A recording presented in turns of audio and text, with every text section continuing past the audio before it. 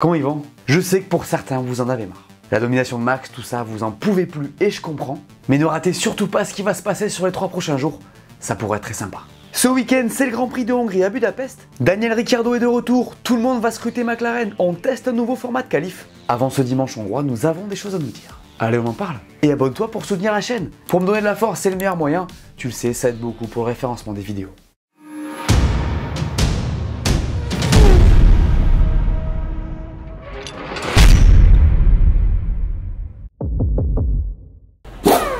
Rapidement sur Red Bull, les gars. Je sais qu'en ce moment, vous n'avez pas envie d'en parler. Mais bon, il y a un sujet qu'il faut que j'aborde parce que faut le dire, les Bleus, ils font un truc de fou en ce moment. Et oui, 11 victoires de suite dans le championnat de F1, ça voulait dire une chose, record de McLaren 88 égalé. Je sais, ça veut dire aussi que ça dure depuis Abu Dhabi et ça fait mal à la tête. D'ailleurs, quand tu te dis que sans la victoire de Russell au Brésil, ça ferait 20 de suite, ça te fout une sacrée migraine. Mais bon, c'est comme ça. En tout cas, vous l'aurez compris, ils auront la possibilité d'écrire une sacrée page d'histoire en Hongrie. McLaren 88, les gars. L'écurie la plus dominante de l'histoire sur une saison. 15 victoires sur 16 Grands Prix. Prost versus Senna. Je pense que vous comprenez ce que je veux dire. Ce genre d'accomplissement, on ne peut pas ne pas en parler. Du coup, il fallait que je vous annonce ce qui pourrait se passer ce week-end. Vous pensez qu'ils vont le faire? J'en profite d'ailleurs pour rajouter une petite chose qui, je pense, va pas trop vous plaire. Ce week-end, Red Bull devrait amener une upgrade sur sa voiture avec notamment une nouvelle carrosserie et un nouveau sidepod. Il paraîtrait d'ailleurs que cette amélioration leur ferait gagner 2 dixièmes. Comme s'ils en avaient besoin. Vous me direz au point où on en est, on s'en fout. Mais c'est pas ça le plus important. Il y a une rumeur qui dirait que Red Bull serait sur le point de faire un truc complètement fou et potentiellement même un des plus gros trolls de l'histoire. Regardez-moi ça. C'est pas celle-là, pardon. J'avoue, j'abuse. En fait, il pourrait arriver avec un concept sans sidepod. Le truc de fou, quoi. Oui, je parle bien du concept que Merco n'a pas réussi à faire marcher. Imagine le délire. Perso, ça me semble un peu gros, j'y crois pas vraiment, mais s'ils arrivent à le faire marcher, là, franchement, ils sont très forts. Quoi qu'il en soit, on va très vite savoir, et j'ai hâte de voir ce qu'il en est vendredi matin. C'est la grande question avant ce Grand Prix de Hongrie. Où va être McLaren? Parce que contre toute attente, si on se fie à ce qu'on a vu en Angleterre, s'il y a bien une équipe capable d'empêcher Red Bull de marquer l'histoire, eh ben ça semble être eux. Petit rappel pour ceux qui savent pas, en Autriche, l'équipe arrive avec une grosse upgrade qui aide Norris à faire P4 sur un circuit qui leur allait sur le papier. À Silverstone, on rajoute une partie de l'amélioration sur la voiture de Norris, tout en installant celle de l'Autriche sur celle de Piastri. Vous connaissez le résultat? Et ce week-end, Norris recevra la partie finale de cette upgrade, et Piastri celle que Norris avait donc il y a 2 semaines. Bon, maintenant, peuvent-ils répéter cette performance? Eh bien, ce serait pour le moins très surprenant. On l'a dit, Silverstone avait été dans leur sens tant sur le tracé que sur les conditions, et sur le Hungaroring, ça devrait être notre délire. Et oui, les virages s'y négocient principalement à basse et moyenne vitesse, il fera sûrement plus chaud, donc ça va changer la donne. Regardez ce qu'a déclaré Andrea Stella. Le circuit de Budapest est très différent, avec des virages à faible vitesse. Il représentera un nouveau défi pour la MCL 60 désormais améliorée. Nous gardons les pieds sur terre, mais nous espérons un nouveau week-end compétitif. Sincèrement les gars, s'ils sont rapides là-bas aussi, je pense qu'on pourra enfin tirer des conclusions. Selon ce qu'ils disent, ils ne sont pas 100% confiants avec ça, mais force est de constater que le podium de Silverstone leur a fait du bien. Regardez ce que dit Piastri. Ces améliorations ont été un bon pas en avant pour la constance de la performance sur plus d'un tour. Clairement, le dimanche, nous avons fait un énorme pas en avant. Ce sera donc à suivre avec la plus grande attention à Budapest ce week-end. C'est l'info des dernières semaines et vous êtes au courant parce que vous avez bien entendu vu ma vidéo sur le sujet. Daniel Ricciardo sera au volant de l'AlphaTauri à la place de Nyck de Vries. Je sais, c'est assez fou. Alors j'ai abordé le sujet en long, en large et en travers dans la vidéo, donc on va se concentrer sur ce qui attend Daniel sur ce Grand Prix de Hongrie. Et bien le moins qu'on puisse dire, c'est que la mission ne va pas être aisée. Il va falloir qu'il prenne la mesure de Yuki qui n'est plus le même en 2024, et à défaut de le battre tout de suite, il faudra être proche assez vite dans une voiture qu'il ne connaît pas. Autant vous dire que je ne pense pas qu'il le battra ce week-end. L'AlphaTauri est dure, elle est lente, ça semble être un challenge beaucoup trop galère sur un retour. Après je peux me tromper et croyez-moi, je l'espère pour lui. D'ailleurs cette voiture, elle aura la deuxième partie d'une amélioration introduite à Silverstone, qui a pour but d'améliorer sa vitesse dans les virages lents.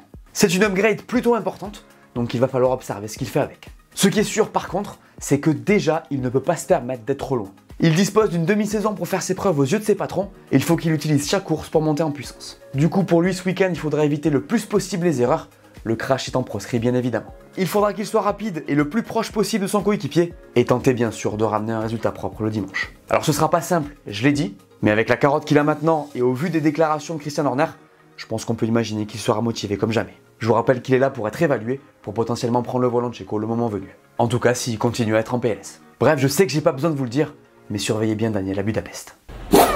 Il y aura une sacrée nouveauté sur ce Grand Prix. Vous vous en doutez, cette innovation concerne les pneus, et ça impactera les qualifs. D'ailleurs, si vous voulez plus d'infos là-dessus, j'ai récemment discuté avec Mario Isola, le boss de la F1 chez Pirelli. Je vous mets la vidéo ici. Que va-t-il donc se passer de nouveau à Budapest? Je vous explique. Alors pour être précis, ce nouveau système devait initialement être testé à Imola, mais bon, le Grand Prix n'a pas eu lieu pour les raisons que vous connaissez. Découvrez donc la nouvelle règle ATA pour Alternative Tire Allocation. Et oui, ce week-end, chaque pilote disposera de 11 trains de pneus au lieu des 13 dont il dispose d'habitude. On n'est donc pas sur un petit changement. L'objectif de cette règle, c'est réduire le nombre de pneus global sur un week-end de Grand Prix, dans l'optique de réduire les émissions de la F1. Vous le savez, c'est une des missions importantes de ce sport depuis quelques années. Si vous voulez en savoir plus là-dessus, j'ai sorti une vidéo sur le calendrier notamment, je vous la mets là aussi. Du coup, moins de trains de pneus sur le week-end, mais ce n'est pas le seul changement. Et oui, comme je l'ai dit, les qualifs vont aussi évoluer en Hongrie. En fait, c'est un changement assez simple, mais qui pourrait avoir un gros impact. Et oui, sur chaque session, les pilotes auront maintenant le droit d'utiliser un seul composant de pneus. Donc en Q1, ce sera les durs, en Q2, les médiums, et en Q3, les softs. Un peu comme sur les shootouts des sprints, mais là, c'est les vrais qualifs. Encore une fois, Mario Isola vous l'expliquera mieux que moi, mais en gros, l'objectif, c'est de faire en sorte que les équipes gardent leurs pneus soft, qui sont maintenant devenus des pneus de qualif. Là, on leur impose de les utiliser uniquement en Q3, ils pourront donc en avoir à dispo pour la course. Je pense que vous savez maintenant tout sur ce nouveau format. D'ailleurs, pour votre info, on le teste ce week-end, et si le résultat est positif, il est possible qu'on le garde pour l'an prochain. Il est encore dans cette catégorie et j'ai envie de vous dire plus que jamais, notre ami. J'ai un peu l'impression qu'il est dans la salle de Star Wars avec les murs qui se rapprochent là. Celle-là là.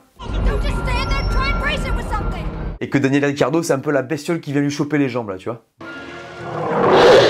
Bref, oui, il est sous pression. 5 fois de suite qu'il n'est pas en Q3 serré en cours, celle-là, elle est pas glorieuse. Ça me fait rire rien que d'y penser, quoi. Il se condamne lui-même à faire des remontadas, ce qu'il arrive à faire, mais pas tout le temps. Et là, Daniel Ricciardo débarque chez AlphaTauri pour une demi-saison, après avoir soi-disant cassé la baraque au test avec Pirelli dans la Red Bull. Ça fait très mal au casque et ça serait le cas pour n'importe qui. J'ai envie de vous dire, Checo, on va voir s'il tient le coup dès ce week-end. Un samedi catastrophique de plus faisant passer la série à 6 de suite, et on pourrait sérieusement commencer à se poser des questions. Sergio y regarde par-dessus son épaule. Je vous le garantis. Alors pour ceux qui le supportent, rassurez-vous, ses patrons le soutiennent. Après, rappelez-vous bien qu'on parle de Red Bull. Les mecs peuvent tourner leur veste n'importe quand.